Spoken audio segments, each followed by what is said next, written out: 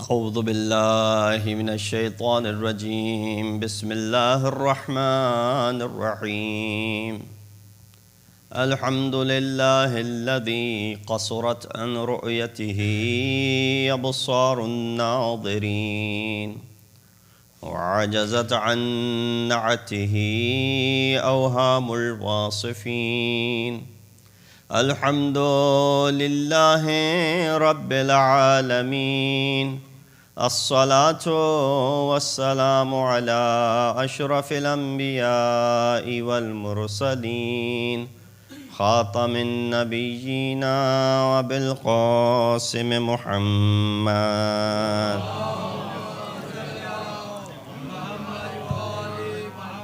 وأهل بيته الطيبين الطاهرين المعصومين الذين أذهب الله عنهم الرجس وطهرهم تطهيرا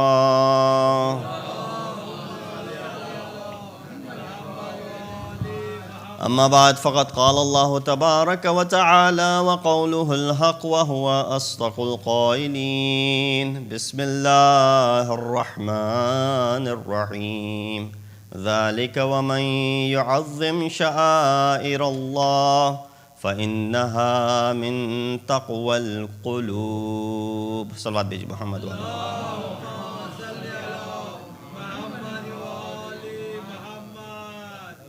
Assalamu alaikum wa rahmatullahi wa barakatuh.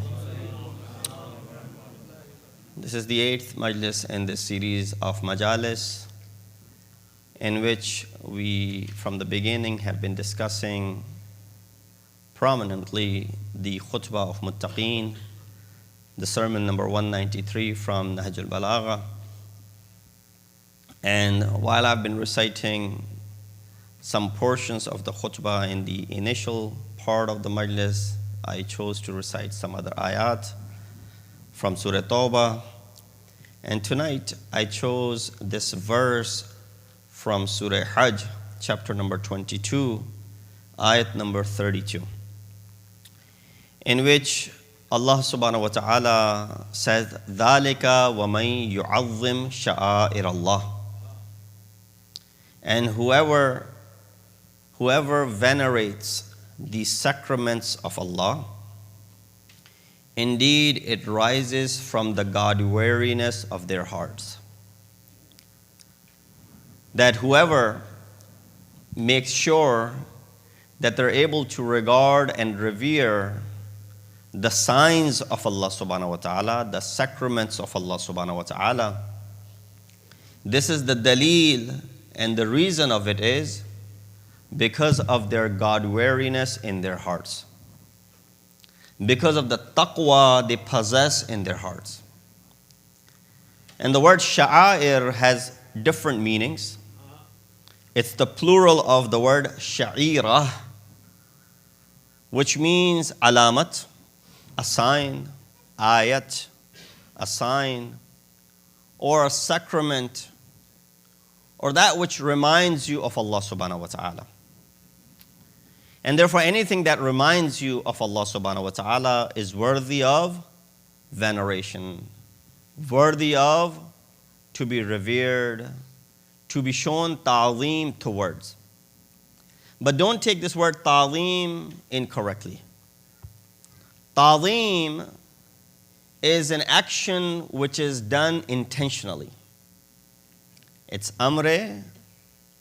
This is a fi'l, this is an action which done with qasd, with intention. And it's not something which is involuntarily done. Because if that was the case, then even a kafir will go ahead and venerate the sha'air of Allah. And similarly, that is the reason when Allah subhanahu wa ta'ala asked the angels to prostrate in front of Hazrat Adam, it was not sajda ta'abbudi that Allah had asked them to perform. It was sajda ta'azzumi that Allah had asked them to perform. That means that they show intention behind venerating and revering Hazrat Adam for the ilm that Allah had bestowed upon him. Because he had placed him on earth as his Khalifa, as his, representative, and that is the reason Allah subhanahu wa ta'ala asked the angels to go ahead and prostrate. And obviously amongst them was one who did not do so, and we had that discussion the other night. So that is the explanation of the word sha'air and sha'ira. And inshallah towards the end we will come toward sha'air Husayni as well, which remind you of the shahadat of Sayyid al-Shuhada, which remind you of the musibat of Sayyid al-Shuhada, and therefore they are also sacraments, and therefore you must also revere them in the same way. Because Sayyid al-Shuhada takes you to Allah subhanahu wa ta'ala. So therefore from this aspect we look at as to the sha'air that Allah subhanahu wa ta'ala is referring to, that we must show ta'zeem towards. Is it something which He has given us in practice as well or not? Because in order for you to do something, there must be some practical example that you can perform to express that feeling of yours. For example, you come and you sit over here, you hear the masaib. Sometimes masaib are so heart-wrenching, gut-wrenching that you hear them and right away you start, weeping. But sometimes people may not have that emotional aspect to it, and they may not be able to express themselves in a way, and they may not weep. Although internally, in their hearts, they are crying as well. So obviously, we don't judge anyone, whoever sheds tears or not. But you do hear the riwayat that I quoted in the earlier majalis, that whoever does buka for Sayyid al-Shuhada and the fawaid and the benefits of that. And obviously, that is not the reason we weep for Sayyid al-Shuhada, because we want some sort of benefit from it.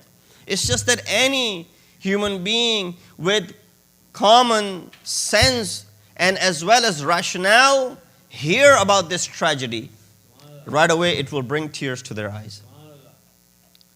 And that's why Nietzsche said, if only our youth can learn or understand why they must live, they'll understand how they should live. If only we understood why Karbala took place. There are two aspects of Karbala. One is how it took place. It's not the Urdu ka how. How it took place. The method and the things that went about in it. What took place in Karbala. The masaib that you hear every night. Things that are narrated to you, that you have read yourself, which tells you the story of every step of Imam Hussein from Medina to Makkah, from Makkah to all of the manazil that he went through and arriving in Karbala, and then spending those 9 days from 2nd of Muharram till the day of Ashur, and his Ahl Haram until the 11th, and the shahadat of every shaheed. You hear all of that. So that's how it took place. That is important. And we must tell the entire world about it. And we should remind ourselves of it too constantly as we do so. We have the masaib towards the end. But we must also understand as to why Karbala took place. The why aspect of Karbala, if not more, is equally important. Because if you can understand why Karbala took place, then you can prevent the future Karbalas from taking place. Because you will have the tools, you will have the means to understand who was standing in front of Imam Hussein, and what are those characters that we see today in the world as well. And that is the reason that famous line of Sayyid al-Shuhada, what was it? When Bayat was asked, Mithli la yubayi' mithluh. Someone like me does not pay allegiance to someone like him. Imam refrained from using his name and Yazid's name. Imam did not say, Hussein does not pay allegiance to Yazid. Imam says, someone like me does not pay allegiance to someone like him. That means there will be Husseini characters throughout the world till the end of the time, until the day of judgment. and there will be characters like Yazid until the end of the day, until the end of the world, until the day of judgment. Therefore, anyone who follows the character of Husayni will never bow in front of those who are the characters of Yazid.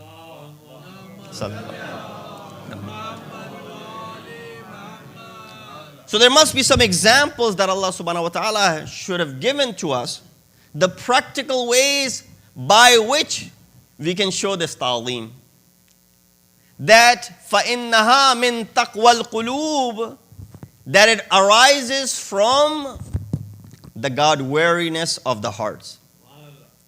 So you look at the very common examples, and there are a lot of children and young adults in front of me, and I'll give those examples which will make sense to them.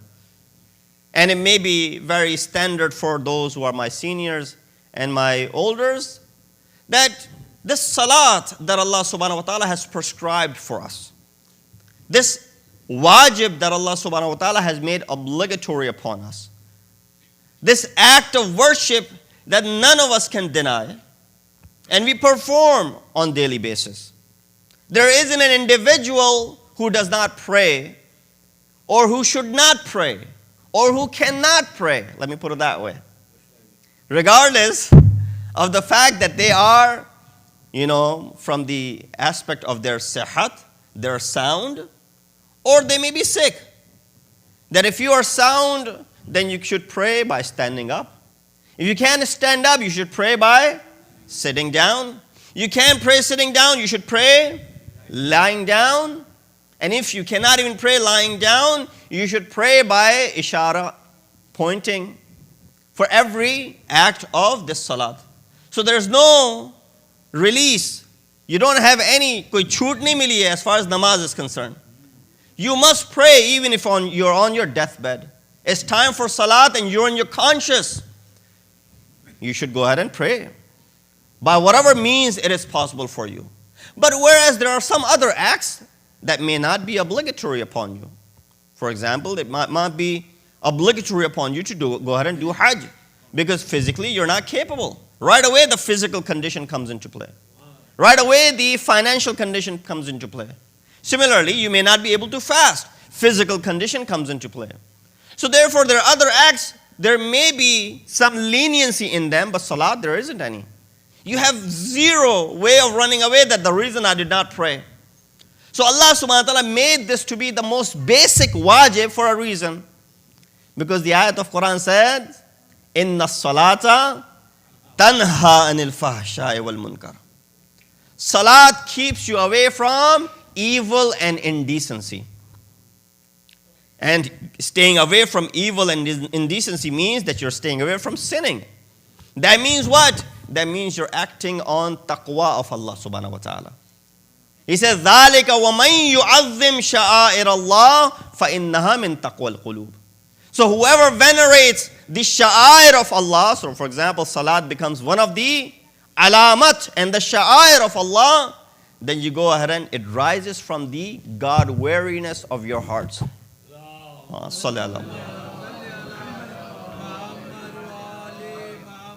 So you go pray. The reason is because it keeps you away from indecency and evil.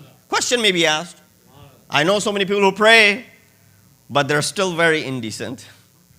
And they still commit sins and they're still very evil. Does that mean the ayat of Quran has some sort of flaws in it? No, ayat of Quran is correct by all means.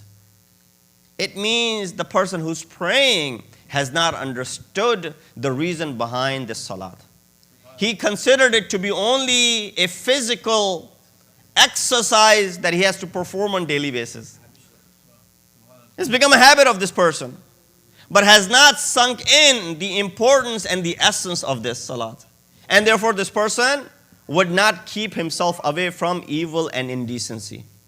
Sort of like the example, if this matches, that a person, let's say all of us get accepted to Princeton University, one of the Ivy League universities. But I bet you that only half of us come out graduating from Princeton University. Why? Does that mean there's something wrong with the Princeton University? The curriculum is wrong? The teachers are bad? Something else is wrong with it? No. There's nothing wrong with the university and the system that it has. It's just that not all of us will be able to bear the difficulty of going through the studies and coming out, graduating from it. Similarly, there's nothing wrong in this salat. It does keep you away from indecency and evil. There's something in it for us that you and I are unable to understand. So that's one example, practical example of taqwa from one of the acts, which is one of the basic acts.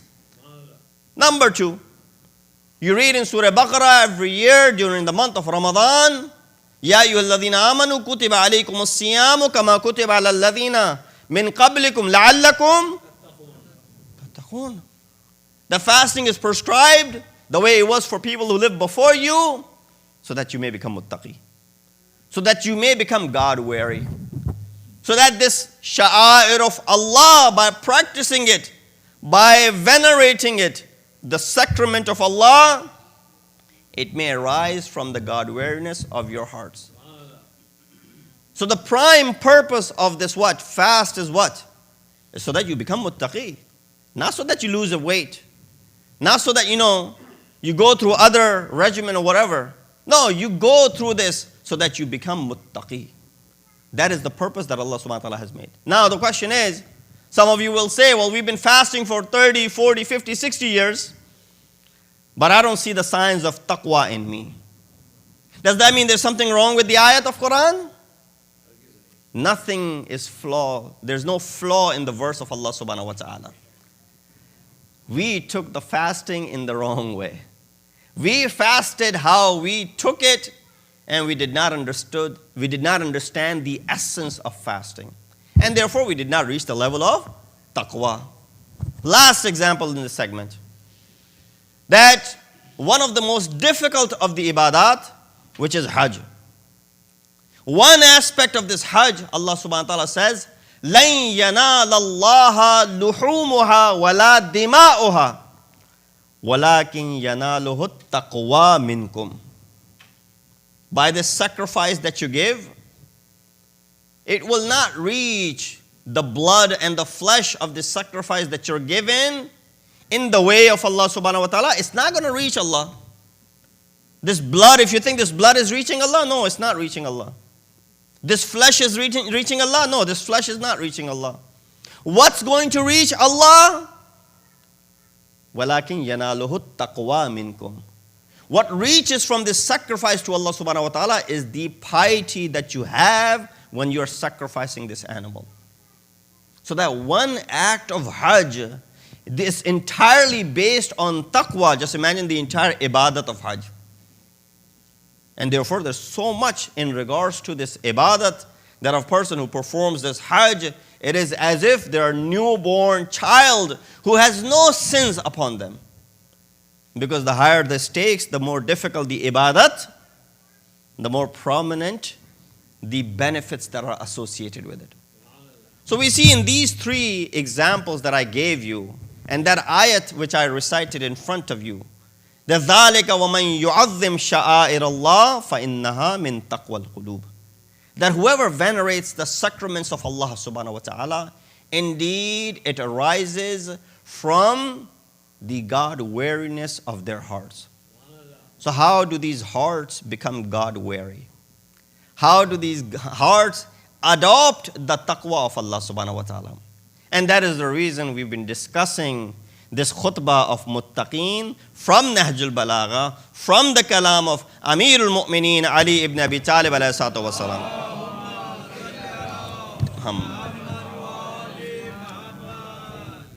And therefore we see that in the segment that I wanted to briefly touch upon tonight, because there's a lot of masaib, and before the masaib, there's a lot to talk about the personality that we will be commemorating tonight. And that is Qamar Bani Hashim. I was reciting a masaib somewhere else, that you have a personality like Ali ibn Akbar, whom we recited some of the masaib last night, for whom Imam had said that, oh Allah, be a witness, لَقَدْ بَرَزَ إِلَيْهِمْ غُلَامٌ أَشْبَهَ النَّاسِ مَنْتِقًا نَاطِقًا خُلْقًا وَخَلْقًا مِّن رَسُولِكَ. That, O Allah, be a witness that someone is coming towards the people, the enemy, who was the closest in resemblance to the Holy Prophet as far as his speech is concerned, his kirdar is concerned, his walk is concerned, his character is concerned. And whenever we wanted to do the ziyarat of Rasulullah, we would look at Ali Akbar. And then you have a personality like Qasim, whom we recited the Messiah last night. The beauty that they possessed. One who resembles the Holy Prophet, other one who's Sibt, who's the son of Imam Hassan al-Mujtaba. We see both of them are there, but Abbas is the one who's called Qamar Bani Hashim. Abbas is someone who's called the moon of Bani Hashim. Just imagine the status of Hazrat Abbas there. Inshallah, we'll get into the musibat of Hazrat Abbas as well, and some background before we get into the musibat. But the whole purpose of the talk, to begin with this ayat that I recited from Surah Hajj, ayat number 32, was to bring us to this talk. That one of the signs of muttaqeen that Amir al-Mu'mineen mentions in that list that we have been counting is the sign where Imam says, إِذَا زُكِّيَ أَحَدٌ مِّنْهُمْ خَافَ مِمَّا يُقَالُ لَهُ فَيَقُولُ أَنَا أَعْلَمُ بِنَفْسِي مِنْ غَيْرِي. That one of the signs of muttaqeen is that when any one of them is spoken of highly, he says, I know myself better than the others who are praising me. One of the things that get in the way of our growth is the praise that we get. False praise that we get. There's nothing wrong in praising someone for what they have done. You should praise people because it encourages them. But the false praise is something which makes them float in the air when they don't possess anything and they think that they are now on top of the world and nothing else is needed to be accomplished, and yet they start bragging and boasting about it. So Imam says, when any one of them is spoken of highly, he says, I know myself better than others, and my Lord knows me better than I know myself. O Allah, do not deal with me according to what they say about me, and make me better than they think of me, and forgive me of those shortcomings which they do not know about me. There's so many shortcomings that you and I don't know about individuals, but we go ahead and praise them for what we see from them apparently. And a lot of times this praise, and I'm not, referring to any praise that I get from you guys, inshallah, all of those praises, whatever amount that it is that I'm getting, is all genuine. But it's speaking of that how a person who is at the level of this taqwa should act when they receive some sort of praise. When a praise is put forward towards them, how should they think of themselves right away? When someone says, MashaAllah, what a beautiful lecture you delivered, you should turn around and say, there have been better lectures given, for example. That is humility. That is humbleness. That is inkisari. That is ajizi. No, this is not the best of the things that you have heard. This is not the best of the things that I have said. That because a person, when he receives such praises, it is possible that they see themselves so high that they no longer try to work for their own betterment. They say, well, I've received everything. I've reached the peak. Now there isn't really anything for me to do anymore. And therefore you start seeing the decline of that individual. So this is what Imam is saying, that praise of maddah, admirers, does not affect the pious and does not change their lifestyle. You see them the way they were before the praises were received. They are the same way even after the praises were received. Number two, pious are their own critique. They will be the first ones to criticize themselves. I could have done better. This could have been said better. This should have been in this way. They're the first ones to go ahead and criticize themselves. So have the madda to go ahead and open up to yourself and be able to criticize yourself for what you are lacking in your life. Pious know themselves better than anyone else. They have complete self-recognition. The problem is that a person may live 50, 60 years of their life and yet still not have any self-recognition. Still, they don't recognize themselves. They'll recognize other people. You travel with them, you have a conversation with someone for an hour or half hour. You come out of that conversation and say, well, I know this person inside out. I know absolutely everything about this person. Go ahead and ask me whatever it is that you want to ask me about this individual. So you have complete knowledge of this individual after speaking to him for half hour, but yet you've lived your life for 60, 70 years. You don't have self-recognition. We want to know about you. What are you made of? So there are certain obstacles that become hinder. That's why Amirul Mu'mineen said in that famous riwayat, Man arafa nafsahu, faqad arafa rabbahu. Why so much fuss about self-recognition? Because self-recognition leads to the recognition of Allah subhanahu wa ta'ala. If you can recognize yourself, you can recognize Allah subhanahu wa ta'ala. There are 4 tafasir of this one kalam of Amirul Mu'mineen. 4 ways of looking at it. That when Imam says, Man arafa nafsahu faqad arafa rabbahu, there are 4 tafasir of it. The first tafsir is the physical explanation, which originates from Burhan-e Nazm. There's this Burhan which is called the argumentation of order that Allah subhanahu wa ta'ala has created. There's this Nazm in this world that Allah subhanahu wa ta'ala has created. That is, that anyone who can understand their physical, bodily nature can recognize Allah subhanahu wa ta'ala. Physicians even more. The physiology of the organs that we have, if you know the intricacies of these organs, then there is no denying that there is a creator of all of these organs. Even this eye, this tongue, this ear, the functionalities of these, the physiological aspect of these things can lead you to the recognition of Allah subhanahu wa ta'ala. That is the argumentation of nature and nazm and order that Allah has created. It is impossible not to recognize Allah when you look at yourself, when you look at your own bodily aspect. Number 2, second tafsir is points towards burhan, argumentation of cause and effect. These are all the discussions in falsafa where you speak of the evidences. The burhan and the argumentation of cause and effect. That if you can realize the fact that you are an effect of someone else, who was also an effect of someone else, and there is this entire lineage of effects until it reaches this dead end. Until it reaches that cause, which is the cause of everything, which we call illatul ilal, the cause of all the causes, and that is none other than Allah subhanahu wa ta'ala. So when you reach this burhan, otherwise it will be an infinite chain, there will be tasalsul, that could also, the cause and effect. It's very simple. You look at the world, you look things around you, there's this resemblance between the effect and the cause. For example, if the glass is broken, the cause of it what? Something must have struck this glass, therefore it's broken. You see smoke rising, what is the cause? There must be fire somewhere. That's why the smoke is rising. This is the argumentation of cause and effect.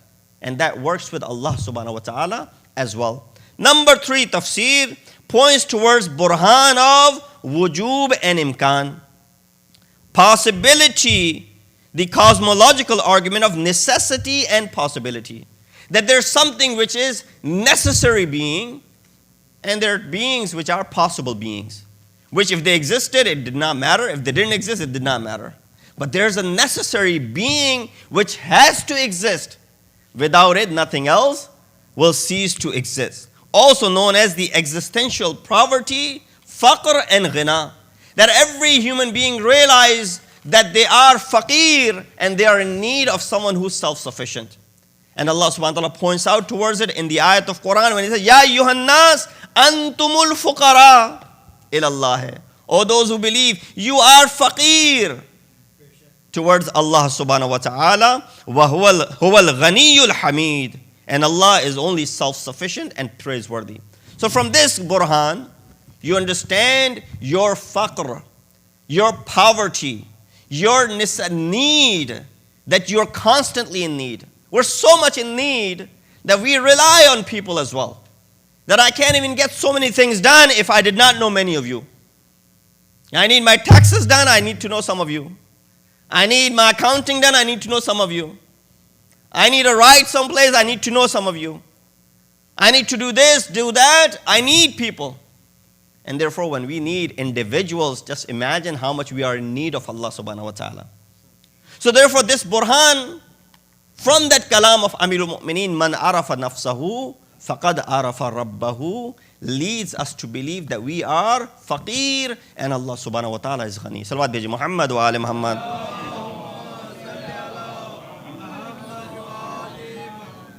So the first three were based on barahin and arguments. So I gave you these three arguments which are discussed in philosophy.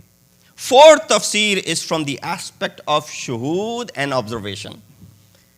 That you don't need these arguments. These are very common for everyone, anyone, even if they don't even to believe in any particular religion, yet if they think about it, they'll be able to understand it because they're so common. They are, part of the aql that Allah subhanahu wa ta'ala has given to us. But then there's something called which is shuhud, observation. That you're able to witness the beauty of Allah subhanahu wa ta'ala, internal and external, and you can remove these external and internal hurdles, and you can easily see Allah subhanahu wa ta'ala.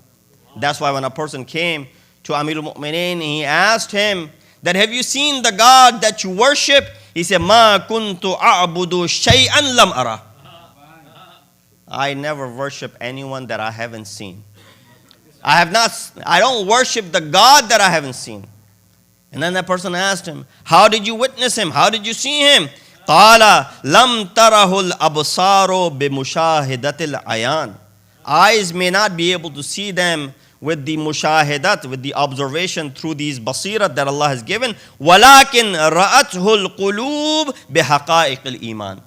But your hearts will be able to see with the realities of the faith that you have in it. Yes, that's how I've seen Allah subhanahu wa ta'ala, and that's why I go ahead and perform sajda to that wajibul wujud. Salawat bi Muhammad wa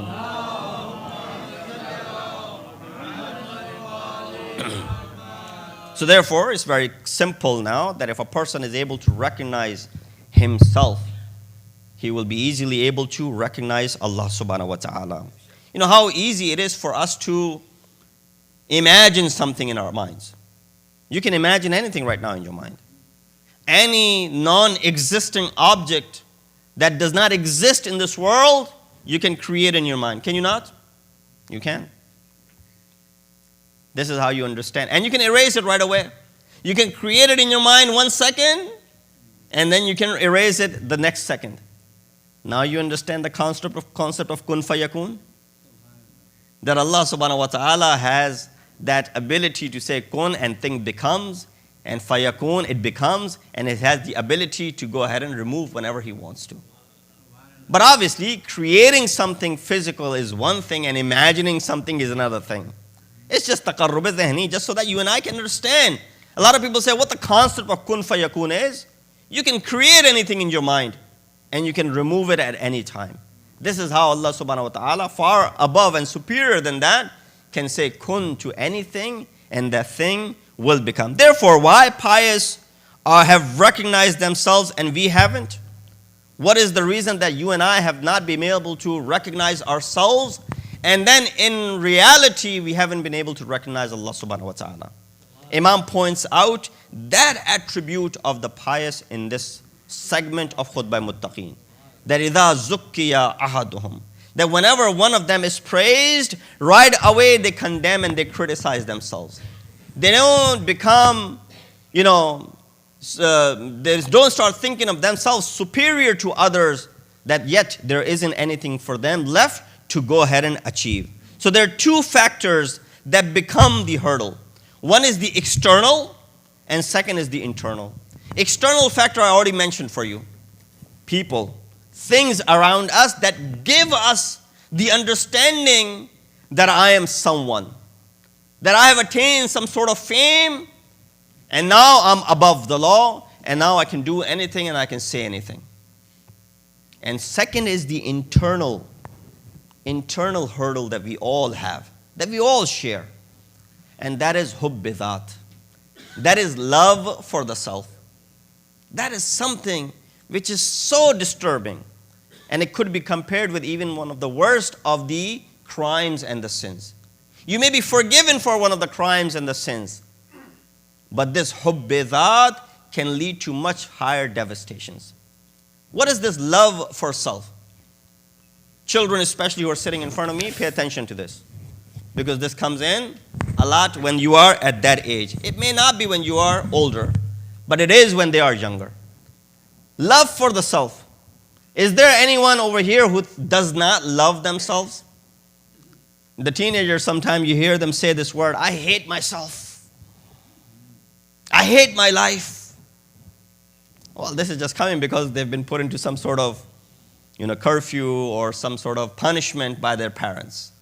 And so because they've been put into some sort of punishment, their gadgets have been taken away, and they are being punished and grounded or whatever the reason may be, they utter these words. I hate myself. I hate my life. I hate this, I hate this, I hate that. But these are just obviously the words that are coming out of their mouths, and they don't really mean it. Because internally, everyone loves themselves. If that wasn't the reason, why would you stand in front of the mirror every morning?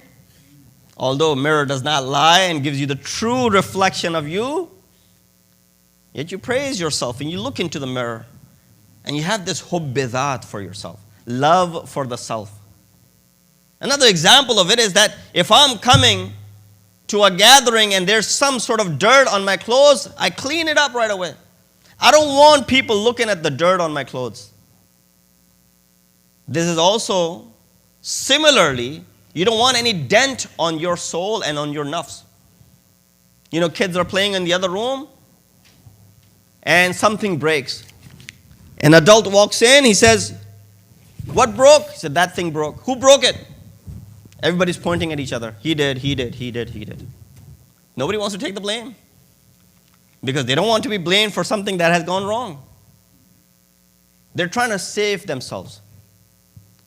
And this is the same thing when you grow older, that you don't want to take blame for anything far more superior and far more severe. Sins, guna, indecencies, and evil. If God was not Sattarul Uyub, all of us would be walking with those things written on our faces. We'll be walking around and this Naam-e-Amal will be written that this person has done this, this, this, this, this. And therefore, nobody wants anything to be associated with them. Especially something which is negative. You know how there are websites now, they offer that you can clean your record because something negative may pop up on the search engine for you. So you can hire these companies who can go ahead and delete that data that exists online for you. Because you don't want companies finding out when it comes to, for example, hiring that this person has a bad record. This is all from the hubb dhat. A good action that I did maybe 10 years ago, I'll remember it even till this day.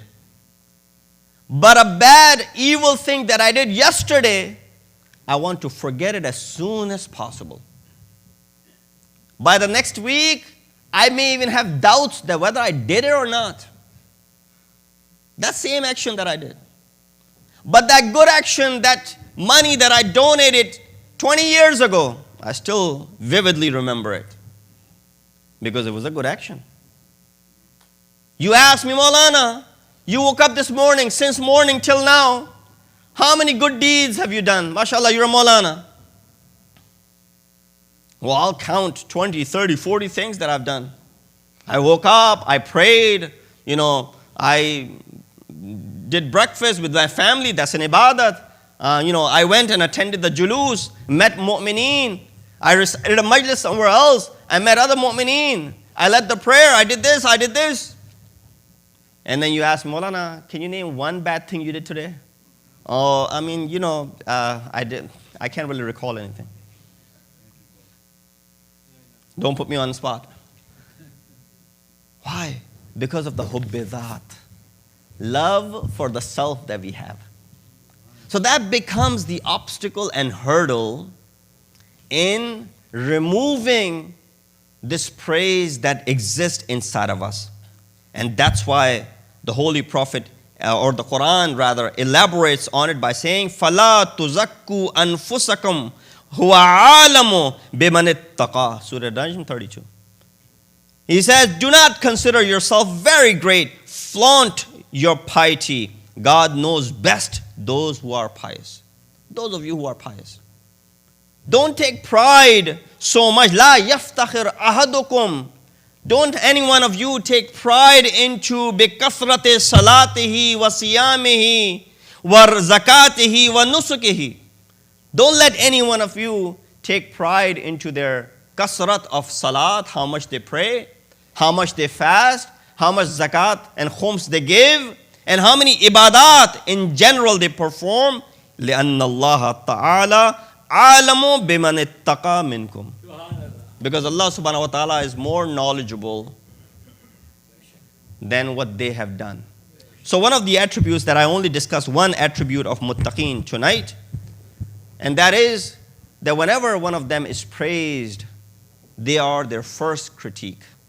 They are the first ones to criticize themselves, and they're the first ones to play down that madh or that praise that has come in their way. And when we look at this concept of being praised, you know, the ayat that I had recited, ذَلِكَ وَمَنْ يُعَظِّمْ شَعَائِرَ اللَّهِ. We are, revering the sacraments of Allah subhanahu wa ta'ala. And when you come to this majlis aza, we are doing the ta'zeem of sha'air Husaini. These sha'air Husaini have to be inculcated to the children and the next generation. The adab of sitting down, listening to the majlis, attending the aza, reciting the nawha, doing the latmiya, performing of the matam, bringing out the alam, and anything that reminds you of Sayyidul Shuhada. All of these things have to be revered, because these are the signs and the sacraments that remind you of that great sacrifice that Imam gave. But Imam also brought those sacraments with him. One of them was known as Qamar Bani Hashim. Who was this Qamar Bani Hashim? After the shahadat, because our sixth Imam said, our Jadda, Janab Sayyida, Shahida. After the shahadat of Sayyida, Amirul Mu'mineen asked his brother Aqil, who was, expert in lineage of the people, to find him a spouse who comes from a brave family. So Imam found who? Fatima binti Hizam. From the Kilabiyya family, he found Fatima binti Hizam. She was known as Fatima. She came into this house, but she refused to be called Fatima. She said, because I'm here and there was already a Fatima in this house, and she was Sayyidatun Nisa'il Alameen, and there's no way that I can replace her. Therefore, don't call me Fatima. In fact, she comes to our second and third Imam, Imam Hassan, Imam Hussein, he says what? That you are my Mawla and take me into your Kanizi. Although your father has married me, technically I'm your mother, but I want to live a life of your Kaniz. And that's what Janab Fatima binti Hizam declared from the very beginning. She took care of Imam Hassan and Imam Hussein before she took care of her own children. Allah subhanahu wa ta'ala granted her 4 sons. And that's why she was known as Ummul Baneen, the mother of children, sons. And therefore she comes with this background, the bravery that Imam had demanded. And you see this bravery come into play way before Karbala. When Qamar Bani Hashim, Hazrat Abbas is only 13 years old. In the battle of Siffin, this tall, young, handsome, who's fighting, and people from far distance think that this is the way Ali fights. Is it possible that Ali himself has come to the battleground? And then when he removes the niqab, they see that it is the son of Ali ibn Abi Talib. That was just a small display of the valor and the bravery of Hazrat Abbas way before Karbala. You know, there is a riwayat in Karbala on the day of Ashur that Zuhair ibn Qayem said to Hazrat Abbas that I'm reminded of something that your father said.